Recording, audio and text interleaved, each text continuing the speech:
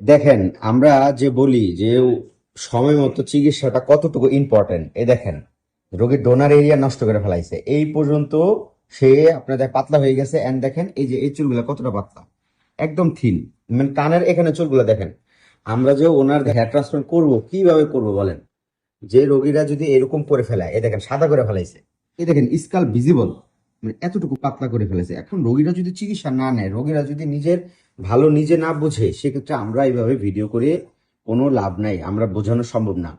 এখন কি হয়েছে, এটা ডিফিউজ প্যাটার্ন বার্লেস ছিল, পুরো মাথা থেকে চুল পড়ে যায়। আমরা বলছি যে হইলে 7 গ্রেড হয়ে যাবে, তো একদম সেম হচ্ছে যে ডিফিউজ প্যাটার্নে চুল পড়তে পড়তে 7 গ্রেড হয়ে যাচ্ছে। তো এখন আমরা কিছু গ্রাফ করবো, এখন কতটুকু তুলবো আমার বলেন? ডিফিউজ প্যাটার্নে আমরা দেখি ডোনার নষ্ট হয়ে যায়, তো সেম কাজটাই হয়েছে।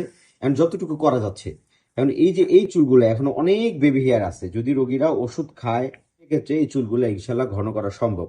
আর রোগীর যদি আগে থেকে, যখন চুল পড়ার সমস্যা হলো সেটা আগে থেকে যদি ওষুধ দিত, সেক্ষেত্রে আজকে এরকম আপনার অবস্থাটা হইতো না।